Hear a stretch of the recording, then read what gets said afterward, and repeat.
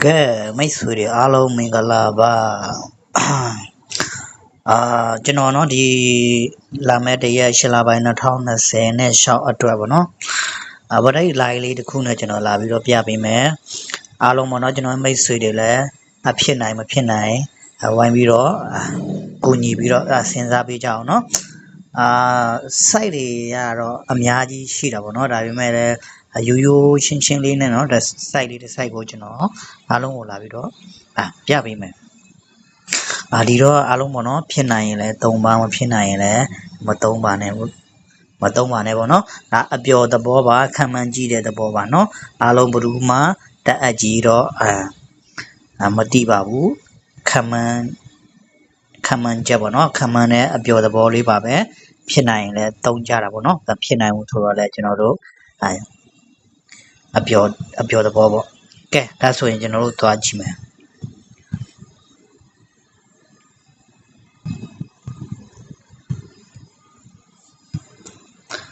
ဒီ3ပင်ပေါ့နော်ကျွန်တော်တို့ဒီ3ပင်ပေါင်းကိုကျွန်တော်တို့ဗာပရိတ်ရမလဲဆိုတော့เนาะ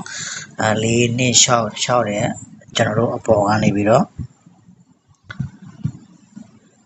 1နဲ့ပေါ့နော်ခွန်ပေါ့နော်အားလုံးပေါင်းရင်ဒီ3ပင်ပေါင်းရင်ပရိတ်ခွန်ရတာပေါ့နော်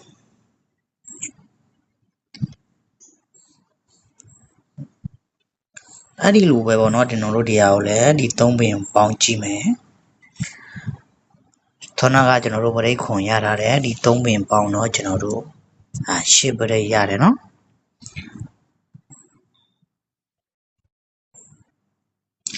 ဒီလိုမျိုးပေါ့နော်စီနေရလေးနဲ့သွားတာပေါ့နော်ဒါဖြစ်နိုင်ခြေရှိတာမရှိတာတော့ပြောလို့မတတ်ဘူးပေါ့နော်ဒါ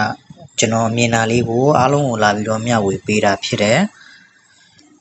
ဒီ3ပင်ပေါင်းရင်ကျွန်တော်တို့ကအရှိမခွန်8စီနေရရှိထားတဲ့အတွက်ကျွန်တော်တို့ဒီ3ပင်ပေါင်းရင်9ဖြစ်ရမှာပေါ့နော်9ဆိုရင်တော့ကျွန်တော်တို့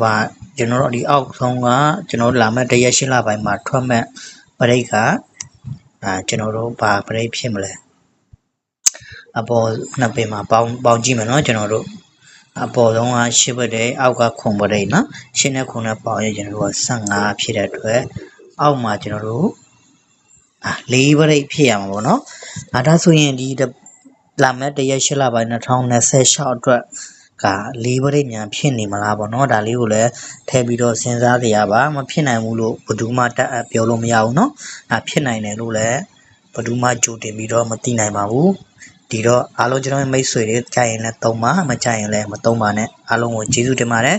ကျွန်တော်ရဲ့ဗီဒီယိုလေးတွေကိုဆက်လက်ပြီးကြည့်ရှုကျင်နေဆိုပေါ့နော်ကျွန်တော်ရဲ့အကောင့်လေးကို